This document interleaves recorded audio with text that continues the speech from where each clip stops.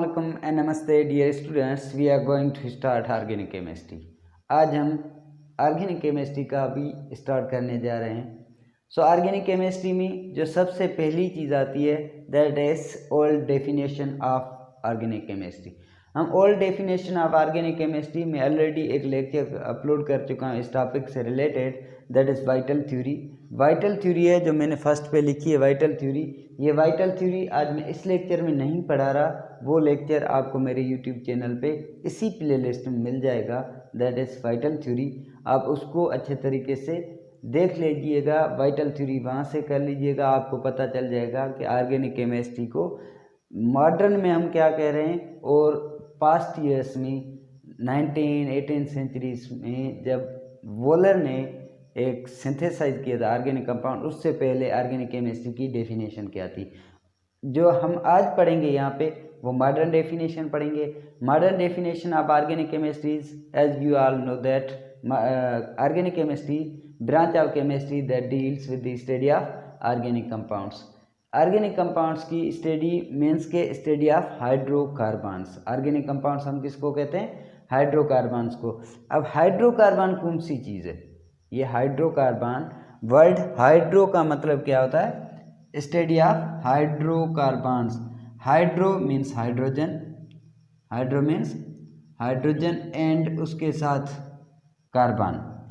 Hydrocarbon का मतलब क्या है कि ऐसे कंपाउंड्स जिसमें कार्बन और हाइड्रोजन की डायरेक्ट बॉन्डिंग हो, जिसमें कार्बन और हाइड्रोजन की डायरेक्ट बॉन्डिंग होती है उसको हम क्या कहते हैं? ऑर्गेनिक कंपाउंड्स, और उनको कार्बोहाइड्रेट कहा जाता है। अब ऑर्गेनिक केमिस्ट्री में आजकल हम क्या डेफिनेशन पढ़ते हैं वो यही है कि it is study of hydrocarbons. हम हाइड्रोकार्बन्स की स्टडी करते हैं ऑर्गेनिक केमिस्ट्री में।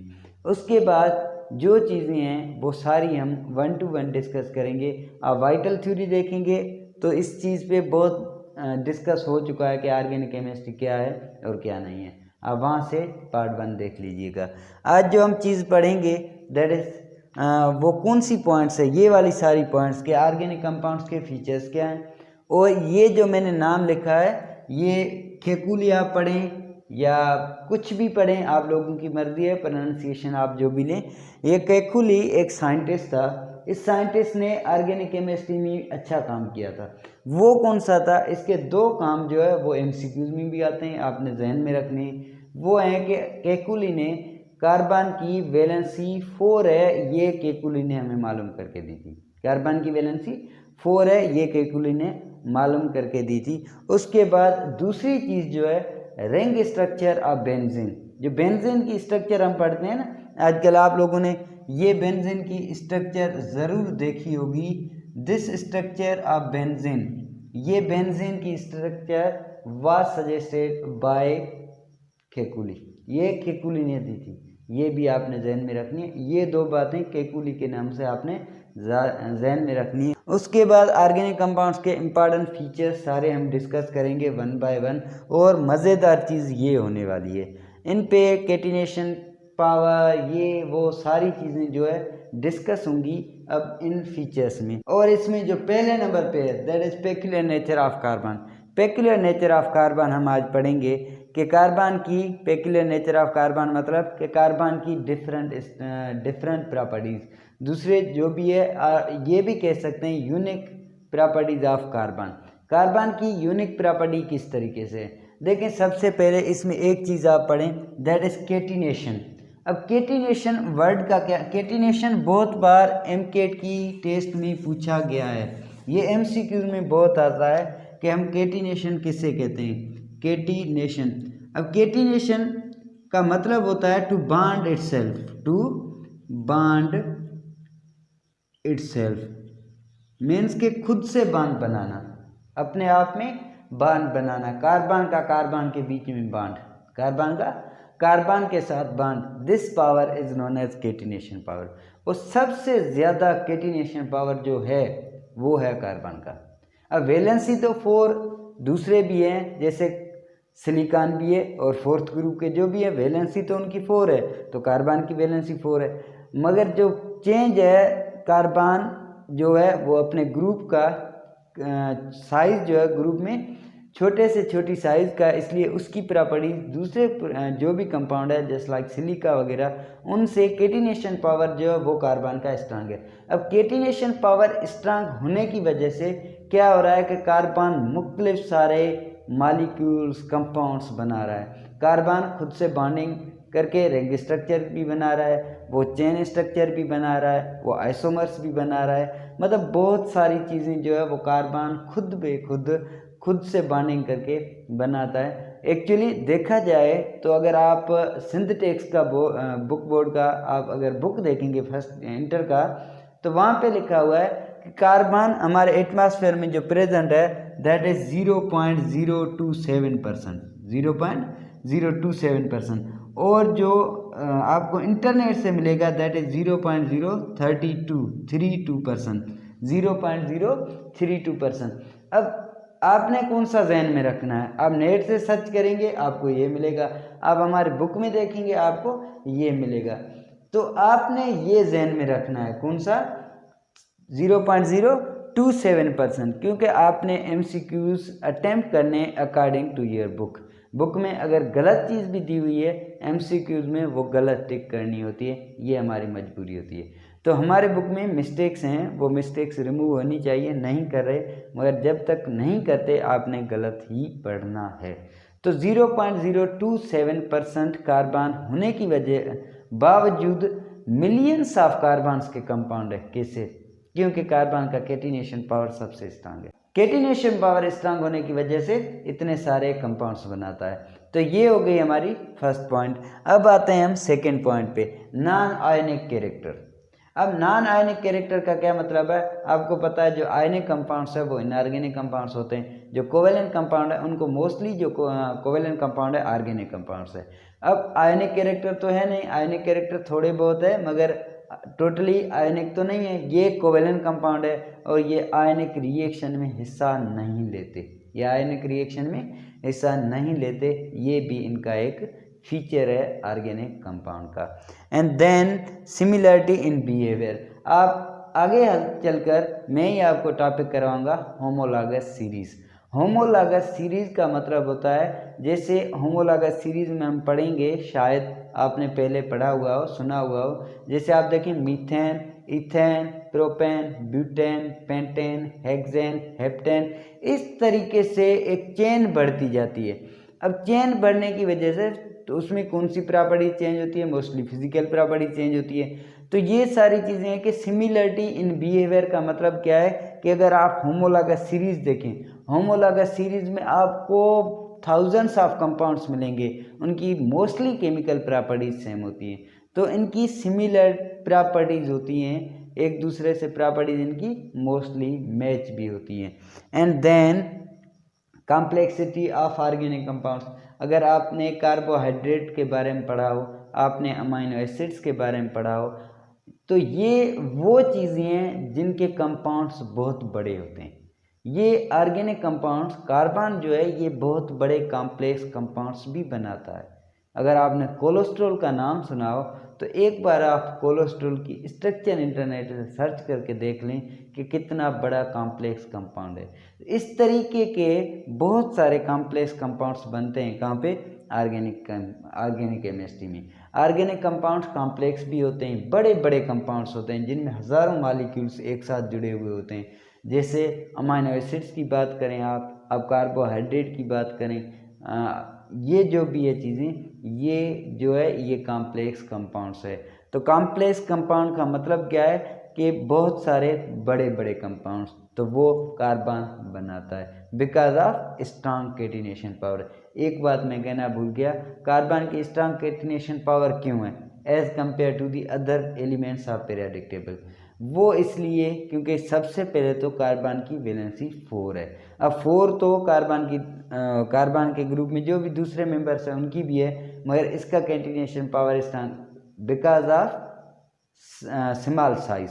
कार्बन की खुद के ग्रुप से कंपेयर करें, ऐसा नहीं है कार्बन पूरी पीरियोडिक टेबल में स्मॉल है, कार्बन से स्मॉल आपको पीरियोडिक टेबल में एलिमेंट मिलेंगे। 4 वैलेंसी वाला सबसे छोटा जो एलिमेंट है दैट इज कार्बन। कार्बन की छोटी साइज होने की वजह से और 4 वैलेंसी होने की वजह से कार्बन का कैटिनेशन पावर सबसे ज़्यादा है। तो इस वजह से कैटिनेशन पावर स्ट्रांग होने की वजह से कॉम्प्लेक्स कंपाउंड्स भी बनते हैं, मतलब कि बड़े बड़े कंपाउंड्स भी इनके बनते हैं। And then isomerism. अब आइसोमेरिज्म अगर आपके लिए न्यू है तो फिर आप लोगों ने 9th की केमिस्ट्री अच्छे से नहीं पढ़ी, आपने फर्स्ट ईयर 9th पढ़ी है तो आपने आइसोमेरिज्म कहीं ना कहीं पे ज़रूर सुना होगा। आइसोमेरिज्म का मतलब होता है ऐसे कंपाउंड्स जिनकी मॉलिक्यूलर फार्मूला सेम हो मगर स्ट्रक्चरल फार्मूला डिफरेंट हो, उनको हम बोलते हैं आइसोमेरिज्म। अब आइसोमेरिज्म के टाइप्स होते हैं, चेन आइसोमेरिज्म, फंक्शन आइसोमेरिज्म, टाटामेरिज्म और जियो आइसोमर्स, सिस एंड ट्रांस जिसको हम बोलते हैं। तो ये आइसोमर भी एक बड़ा टॉपिक है, वो हम आगे चलकर इसी चैप्टर में जो है वो हम डिस्कस करेंगे, उसके लिए एक अलग लेक्चर बनेगा। तो आइसोमेरिज्म डीप में वहाँ पे डिस्कस होगा। एंड देन रेट ऑफ चलो आइसोमेरिज्म का मैं एक एग्जांपल यहाँ पे आपको दे देता हूँ। आप सपोज करें एक कोई भी हम मॉलिक्यूलर फार्मूला लेते हैं, अगर फार्मूला हो कुछ इस तरीके का C2H6 O। अब ये फार्मूला किस तरीके से बन सकते हैं, CH3CH2OH। अब इसमें देखें कार्बन कितने हैं 2, ये C2H6O लिखा हुआ है, मैं क्लियर लिख देता हूँ C2H6O। अब इसमें देखें कार्बन कितने हैं 2, तो यहाँ पे देखें कार्बन 2। हाइड्रोजन कितने हैं 6, तो 3 और 2 5 एक 6 हो गए। अब ऑक्सीजन एक ये हो गया। अब इसका नाम देते हैं हम इथेनॉल, इसका क्या नाम देंगे, इथेनॉल। अब इसके साथ हम दूसरा कोई कंपाउंड बनाते हैं किस तरीके से, CH3O एंड CH3। अब इसमें आप देखें क्या है, ये ईथर है, ये क्या है डाई मिथाइल ईथर इसका नाम है, ये डाई मिथाइल, इसका मैंने जस्ट इथेनॉल लिख दिया। अब इसको हम क्या लिखते हैं, डाई मिथाइल ईथर। अब दोनों का मॉलिक्यूलर फार्मूला सेम है, स्ट्रक्चरल फार्मूला क्या है, डिफरेंट है। तो ऐसे कंपाउंड्स को हम बोलते हैं आइसोमेरिज्म। इनको क्या बोला जाता है, आइसोमेरिज्म बोला जाता है। आइसोमेरिज्म के बाद रेट ऑफ ऑर्गेनिक कंपाउंड्स। अब ऑर्गेनिक रिएक्शंस जो भी होते हैं, ऑर्गेनिक रिएक्शंस बहुत स्लो होते हैं और यील्ड भी ऑर्गेनिक रिएक्शन में कम मिलती है। क्यों, बिकॉज ऑफ मॉलिक्यूलर नेचर। ये मॉलिक्यूल्स होते हैं और मॉलिक्यूल के रिएक्शन इतने फास्ट नहीं होते। ऑर्गेनिक कंपाउंड्स जो भी रिएक्शन करते हैं बहुत स्लो रिएक्शन करते हैं। क्यों करते हैं, मैं रीज़न में बता चुका हूँ, बिकॉज ऑफ मॉलिक्यूलर नेचर। और ये यील्ड भी कम देते हैं, यील्ड भी इतनी ज़्यादा नहीं देते।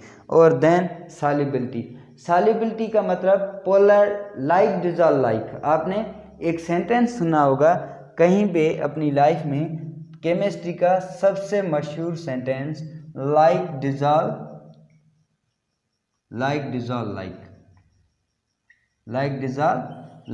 ये आपको अगर जहन में है तो अब आपने क्या देखना है कि ऑर्गेनिक कंपाउंड्स जो भी होते हैं वो नॉन पोलर होते हैं। वो क्या होते हैं, नॉन पोलर होते हैं। तो non polar will dissolve in non polar compounds. तो ऑर्गेनिक कंपाउंड्स इनऑर्गेनिक कंपाउंड्स में डिजॉल्व नहीं हो सकते, क्योंकि इनऑर्गेनिक कंपाउंड्स पोलर होते हैं और ऑर्गेनिक कंपाउंड्स नॉन पोलर होते हैं। ऑर्गेनिक कंपाउंड्स क्या होते हैं, नॉन पोलर्स होते हैं। इसका मैं आपको सिंपल एग्जांपल दे देता हूँ कि ये जो भी कंपाउंड्स हैं ये डिजॉल्व होंगे किस में, ऑर्गेनिक कंपाउंड्स में। आप कोई भी ऑर्गेनिक कंपाउंड लें, उसको आप बेंजीन में डिजॉल्व करें, उसको आप पेट्रोलियम ईथर में डिजॉल्व करें, ये वहाँ पे डिजॉल्व हो जाएंगे। आप उसको किसी भी ऑर्गेनिक कंपाउंड में डिजॉल्व करेंगे तो organic compound will dissolve in organic compound. Organic compound के साथ ही डिजॉल्व होंगे, क्योंकि यहाँ पे मैंने क्या लिखा है, लाइक डिजॉल्व लाइक। तो ये थे ये सारे इम्पॉर्टेंट फीचर्स। ठीक है बच्चों, अब इम्पॉर्टेंट फीचर्स भी हो चुके हैं, इंट्रोडक्शन हो चुका है। नेक्स्ट लेक्चर जो अपलोड होगा 1 दिन के बाद या 2 दिन के बाद होगा, क्योंकि अब जो मैं लेक्चर्स जो है वो अपलोड करूँगा वो 9th फर्स्ट ईयर, इंटर, तीनों के कोचिंग के फ़िलहाल अपलोड होंगे लेक्चर्स। एक दिन 9th का होगा, एक दिन छोड़ के दूसरे दिन जो है वो फर्स्ट ईयर का होगा, और एक दिन छोड़ के दूसरे दिन इंटर का होगा। इस तरीके से लेक्चर्स जो है वो अपलोड होते रहेंगे, और संडे को और सैटरडे को हो सकता है 2-2 लेक्चर्स अपलोड हो जाएँ, चांसेस है, क्योंकि उस दिन फारिग होते हैं, छुट्टी होती है हमारी।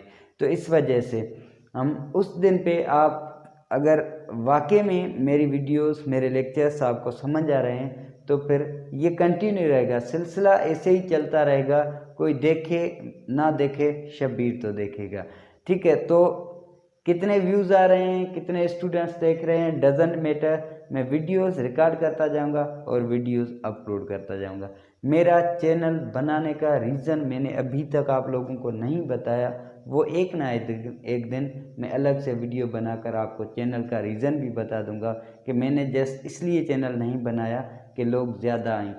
जितने भी लोग आएँ, जो भी आएँ, मगर अपनी चॉइस से आएँ, देखें, पसंद करें, और अगर पसंद आते हैं तो फिर दोबारा देखें। अगर मैं उनको पसंद नहीं आ रहा, मेरे लेक्चर्स उनको पसंद नहीं आ रहे, तो फिर भले ना देखें, कोई मसला नहीं है। ठीक है, और इसमें कहीं पे भी आपको कन्फ्यूजन है, कहीं पे भी आपको क्वेश्चन है, तो आप एज यूजुअल मैं यही कहूँगा, कहीं पे भी पूछ सकते हैं मुझे, व्हाट्सएप पे, कमेंट्स में, कहीं पे भी पूछना चाहें आप पूछें, आपको आंसर ज़रूर मिलेगा। ठीक है, टेक केयर, अपना बहुत सारा ख्याल रखिएगा। फिर मिलेंगे नेक्स्ट वीडियो में, और तब तक के लिए अल्लाह हाफिज़, गुड बाय, टेक केयर।